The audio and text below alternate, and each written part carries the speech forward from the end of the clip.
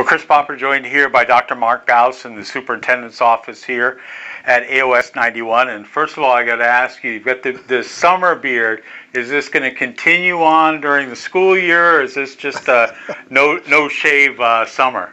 Well, people often tell me how handsome you are. So I was trying to replicate your look, but no, it wasn't a planned thing. So we'll see. I'll have to check with the boss, folks at home. Yes. Yes. So. All right. One of the big things that's been in the press has been negotiations with the teachers union. I know you can't talk a lot about it, but saying that, what can you say? Well, well, first of all, thank you, because I know it's on a lot of people's minds, and I guess what I'd say is that we're very fortunate to have the staff, the teachers that we have. We value them, and this I know people on both sides of the aisle are working really hard to do the right thing for everyone involved and our kids, and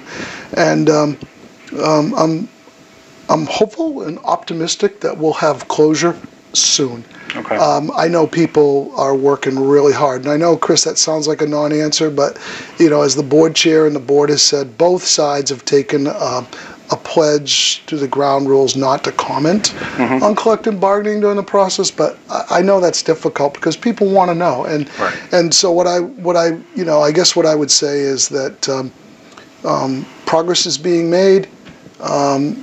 Both sides continue to talk to one another, so as long as there's continued communication, that's a positive step. Absolutely, and I can say that I believe both sides want the same thing, and the value, I can't put a value on our teachers and the resources. They're very important to us and to our community, and we very much respect them, and we want to see this brought to closure in a positive way for everybody real soon. Okay. A lot of work has occurred, even though school's out per se, the custodian, building staff, teachers and stuff are working throughout the building. Tell us a little bit about some of the capital improvements that have been made. Sure. Well, thanks for mentioning our custodial maintenance staff, because you come into the buildings now and the opening of school, and they're just amazing what they do with the cleaning and the upgrades and the waxing and all of that, and how they get that done in the short window is beyond me, but they do it, and they kudos to them. I can't say enough about them. So there's the typical, the deep cleaning that we do each year for all the buildings, and that has to be coupled with maintenance projects that are done. Some are smaller scale, some are larger. Some are retrofitting rooms, some are actual physical differentials. For example, pre-K coming on board in Trenton, to retrofit a classroom for that. And then we have a larger scale project that's just unfolding here at the high school thanks to the community and the trustees, that advancing the storage, which is really, really needed so that we can protect the resources that we have, but also have bathrooms. Well, I'm all for having a bathroom out there. As much time out there. So bathrooms and storage, and we're going to ask people to be just patient, just a bit longer. That project is kicked off. Actually, yesterday was the start date, and we project it to be done by December. That certainly won't help during the fall season for bathrooms, but we're confident that when that project is closed, that people will be really pleased and proud.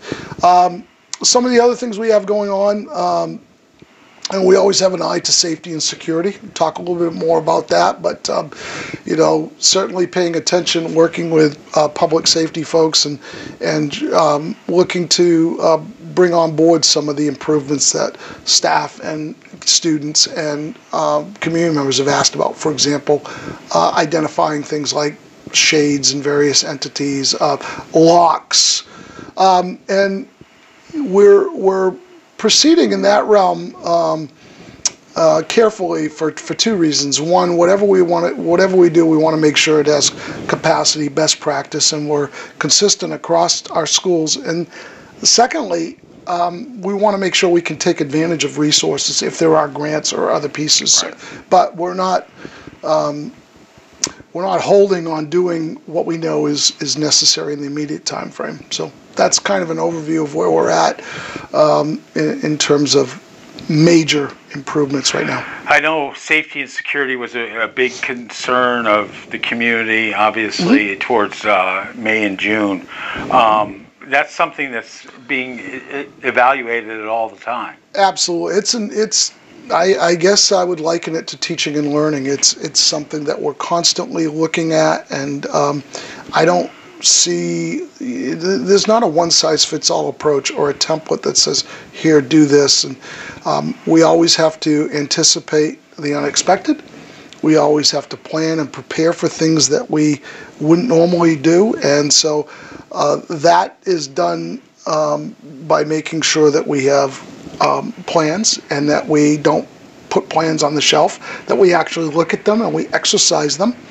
I would say in that regard, one of the things that we're looking to advance is all of our schools have individual plans that are reviewed annually, but we are looking to bring an umbrella plan so that it'll be a consistent plan for the AOS, but it'll have the ability to have nuances for each building or program built into it. So that's important, especially where you have where you have substitute teachers that go between building and building and building. Right.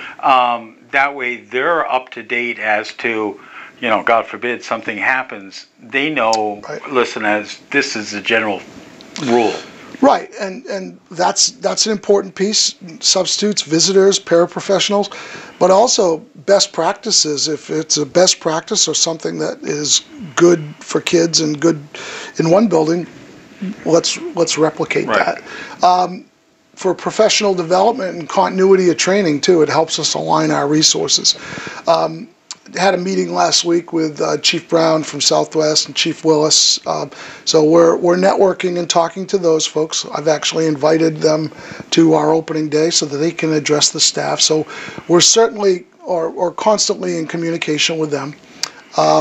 We have some new protocols that have come down from the federal government, Secret Service, FBI, in terms of how we vet information, and a tool and resource we can use to process and assess situations to make sure that... I think the goal, Chris, is that I'm hoping that people are beyond the thought that it can't happen here. That type of language scares me, because right. It can happen absolutely anywhere. And I think most people are cognizant of that. Well, we've seen instances in Ellsworth and here on the right. island right. where there have been some scares, and right. as a result, the thought of, well, we're immune to that really should be out of everyone's mind. Right, and so the shift, I guess, or the balance that we're trying to embrace is, how can we maintain what is most important for our students, our staff, and our community about our schools, making sure that we have warm, welcoming environments while balancing that with the responsibility to keep people safe. And it's a fine line, and so that it's a very complex question to make sure that everyone's needs are met and we honor everybody's concerns. Well, and one of the things that we talked about last year is that the buildings take on different roles throughout the day. Yes. I mean, from 7:30 to 2 is mainly students. From 2-ish on afterwards, can be an open campus almost. Sure. Well, you're at many of our events, whether they be concerts or athletics, but we also have a responsibility to keep people safe in those settings. Right. And so we're aware of that. And on the continuum, I think it's a balance of looking at what the recommended best practices are.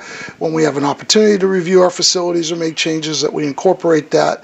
But we don't want to keep our head in the sand. And nobody's pretending that everybody has all the answers. A lot of networking and a lot of just being honest about where we are in terms of our process. I think what I'd say is we're further along now than we were a year ago or a year from there, and we'll continue to evolve. But I think the one thing I want to stress is that as much as we pay attention to it, it's in the forefront and it's a focus, it's a priority. It's it's something that we think about all the time, and it's a huge responsibility. One of the things that has occurred over the summer was I guess a repeal of the proficiency-based diploma. Augusta had mandated everybody was going to use a proficiency-based diploma. MDI High School had been moving fully in that direction, and then all of a sudden they said, well, you don't really need to do that. Yeah, I think, my observation, just in terms of that, not to get into a political discussion, but it's disappointing. If you think about a community and you think about teachers and staff and resources, and we're going in this direction, and then, oh, okay, we're going to do a 180. My observation is that we as a district, as communities, have placed tremendous amounts of time and resources in this, and this predates me, but if we believed that it was good for kids then, and we believed with good intent that we were going to go down this path, and we were going to put a ton of resources, personnel, absolutely. money, professional development, why would we midstream say, no, that's not what we meant? I would think that would be frustrating at a minimum for folks that are providing us resources, number one. Number two, I think the tendency for people, whether they be administrators or teachers, is to say, the next time an initiative comes down the road, did they really mean that? And so the ultimate question is called, in terms of policy decisions by our board. Board sets policy, but I believe this will be an opportunity for us to step back and evaluate where we're at. But I don't foresee any recommendation. We actually spoke as a team, administratively, and certainly getting feedback from our teachers community. But I don't envision us straying from the course we're on. I'll actually speak to that opening day, and our board chair will. But if we believed it was good for kids and putting all the resources, then we continue down the path. That said, it's important to continuously evaluate and make adjustments along the way to make sure we're not placing students in harm's way, that we're not doing things that are counterproductive, and that we continue to take feedback and work with our parents and our community to make sure that what gains have been made so far and the positives continue. So I guess what I would say, Chris, is that from the perspective of our schools, I don't envision us not moving forward. Okay. And that's true, I think, of many schools. Oh, I'm sure at this stage. It is. What about new administrators, new teachers, new staffing coming on? I mean, every time that, unfortunately at the end of the year you say goodbye to many people who have given many countless years and hours. Well, it's going to sound like a big number, but in a district this size, we're a large school, 550 at the high school, and about 1,500 students, and 400 or so employees. So when I say we're welcoming approximately 28 people, that sounds like a lot. It is a lot, but you have to factor in life happens, and there are retirements and things. So that's not a huge number, but we're really excited to welcome approximately 28 people, and those that ranges from ed techs and paraprofessionals and teachers and administrators. So we'll have an orientation on the 23rd for that group. But no major changes administratively. We have one new principal. It's actually a teaching principal out on the Cranberries, Haley Fenton.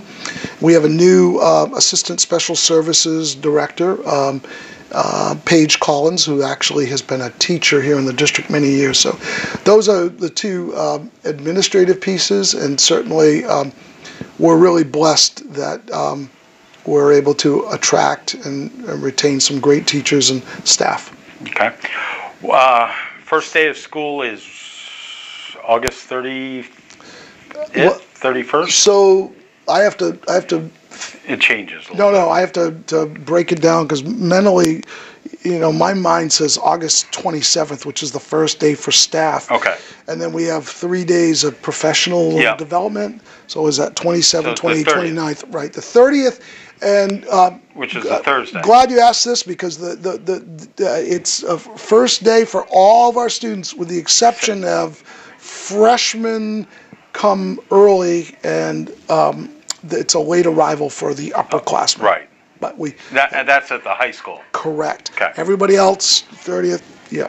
Okay. So we're back. I know that people have asked about bus routes. Yes. Where can people find bus routes? The websites are the best place to go. And if you're having any trouble with technology or questions, call the school. The principals are all back.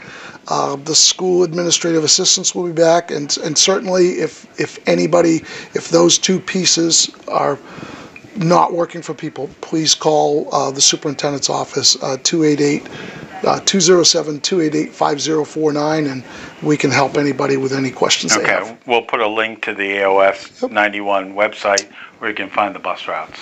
Right. Anything else in preparation? Just want to let folks know we are continuing to go down the road with long-range planning and strategic planning. That we've had our forums, but look for some tangible steps to be taken so that we can bring some recommendations forward on some efficiencies. That will be good for our kids, our schools, our staff, but our communities in terms of resources. I'd like to say that we are incredibly blessed with resources here in our schools, and we don't take any of that for granted. We know that resources aren't unlimited, so again, it's trying to strike the balance of how we can preserve what we have, which is valued, but realize more efficiencies. So there are some key areas that we're focusing on right now. Middle level programming, what might be the best model. We're also looking at transportation. We're also looking at maintenance, food service, and those are some core areas. And something that isn't necessarily a physical entity, but the school calendar.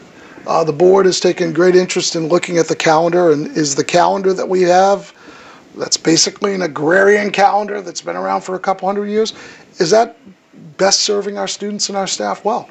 And are there some things that we could do to adjust and make that more positive?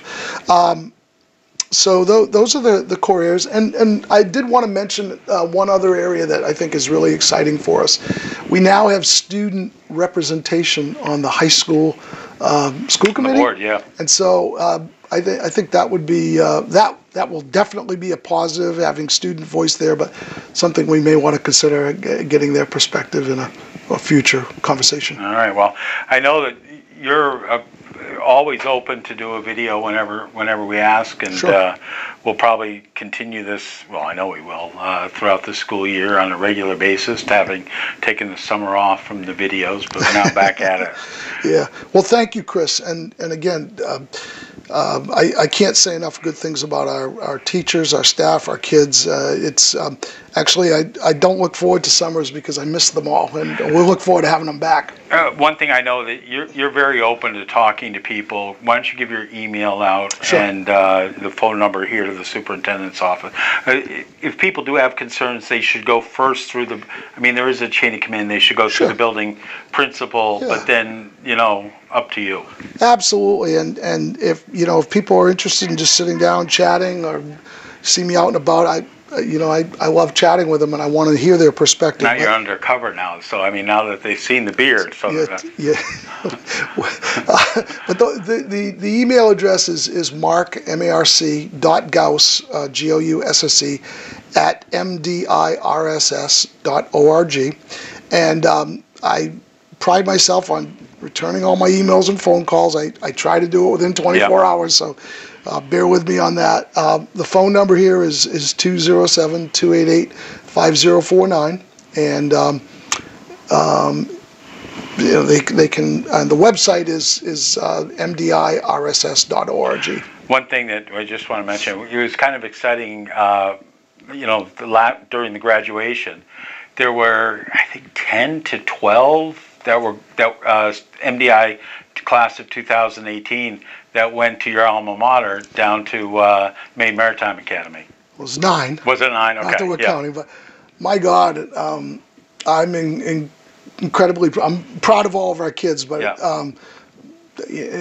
MMA is very important to me, and to see that many students go, it makes me very, very proud. I'm proud of all of our kids, but that was pretty special. Yeah, we had a picture of all the kids with you, and it was neat to be able to see so many heading out into one of the service academies. And just the academy is diversified. It's not the school that you always went to see in your deck or engine, and to see that many kids, it complements our marine services program, the island as an entity, whether it's fishing, whether it's boat building, whether it's I'm just excited to see that type of energy for our kids, because my hope is that we're going to retain students here in this area, and we're going to be able to continue to support programs and careers in the marine and maritime industry. So that's great. All right, thanks. Thanks, Chris. Thank you. All